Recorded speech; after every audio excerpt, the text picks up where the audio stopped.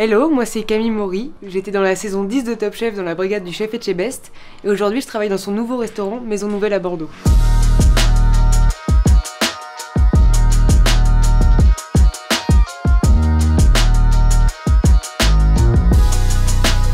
L'aventure Top Chef, ça a été vraiment la meilleure expérience qui puisse m'arriver. J'avais 20 ans, ça m'a appris beaucoup de choses, ça m'a fait faire des rencontres incroyables et ça restera le meilleur souvenir de ma vie. La passion de la cuisine, ça vient de ma grand-mère. Quand j'étais petite, elle m'a appris à cuisiner les bons plats familiaux, les bons plats normands. Et puis on s'amusait même à jouer à un dîner presque parfait. Le dimanche, j'invitais toute ma famille, je faisais des recettes et ils venaient me noter à la fin du repas. Depuis ce jour-là, j'ai jamais arrêté la cuisine et je pense que c'est pas maintenant que j'arrêterai. Le seul métier que j'ai voulu faire, c'était la cuisine. Je suis tombée dedans, j'avais 8 ans et j'en ai 24 bientôt et j'en suis jamais sortie. Donc je pense que c'est vraiment une passion qui est là et qui partira pas maintenant.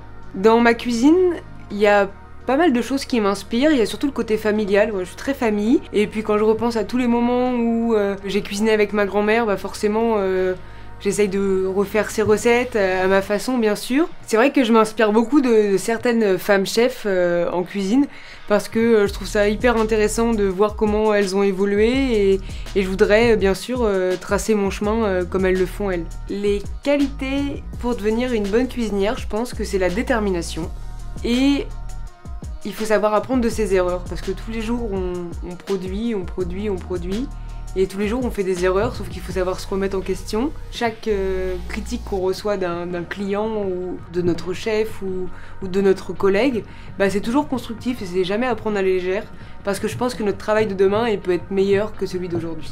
C'est vrai qu'aujourd'hui, il y a beaucoup de jeunes qui rentrent dans les écoles hôtelières en pensant que la vraie vie de la restauration, c'est ce qu'on voit à la télé. Et en fait, quand ils arrivent dans la vraie vie, dans la vie du monde du travail, ils se rendent compte que c'est pas ça, qu'il y a plus de difficultés. Et je trouve du coup qu'il y a beaucoup de personnes qui baissent les bras parce qu'ils se sont trop attachés à ce qu'on voit à la télé, alors que la cuisine, c'est pas que ça vient d'une histoire de famille, ça vient de notre persévérance, du fait de se donner les moyens d'y arriver. Mon plat préféré, ce serait la courgette farcie.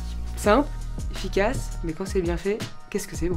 Si je devais citer mon dessert préféré, alors déjà, je suis plus sucrée que salée à manger, parce que je suis gourmande. J'adore la pistache, donc tout ce qui est à la pistache, je prends. Les choux à la pistache, les éclairs à la pistache, les glaces à la pistache. Mais sinon, un vrai dessert que j'adore, le tiramisu de ma mamie. À la pistache aussi, s'il faut. Je pense que si j'avais un endroit préféré en France, ça serait la Normandie. Avec mon travail, j'ai bougé un peu. Et du coup, quand je retourne en Normandie, que je suis dans les petites campagnes normandes où il n'y a que des vaches, que du verre, que ça change de Paris, où il y a ça d'herbe et pas grand chose dessus, je trouve que c'est hyper ressourçant d'aller à la mer, même s'il fait froid et qu'il pleut un peu, quand on aime, ça passe.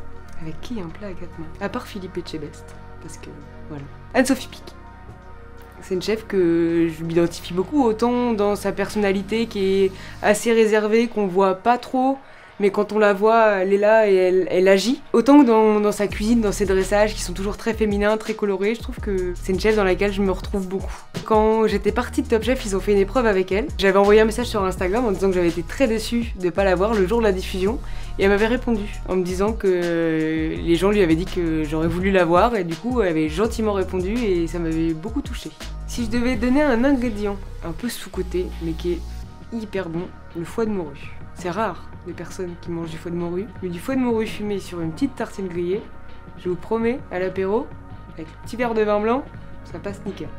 Bon verre de vin blanc, ça fait jamais de mal à personne. Si je devais retenir une chose qui m'a le plus marqué et qui m'a vraiment touchée, c'est le jour où j'ai été éliminée de l'émission Top Chef, toute seule face aux autres candidats qui étaient devenus mes amis, aux 4 chefs qui étaient en face de moi, et où le chef Etchebest m'a fait part de toutes les choses qu'il pensait de moi, mais vraiment sans retenue, avec quelques larmes en plus, et moi beaucoup de larmes. Quand je revois cette vidéo, c'est quelque chose qui me touche parce que c'est un moment où, c'est une aventure où on a eu beaucoup de complicité, et aujourd'hui je le remercie encore parce que je travaille pour lui dans un de ses nouveaux établissements. Il m'a aidé à grandir dans ma cuisine et aujourd'hui il a confiance en sur moi pour que je travaille pour lui. J'ai été ravie de partager ces moments avec vous et vous pouvez dès à présent retrouver toutes mes recettes dans ma collection sur tousdeschefs.com.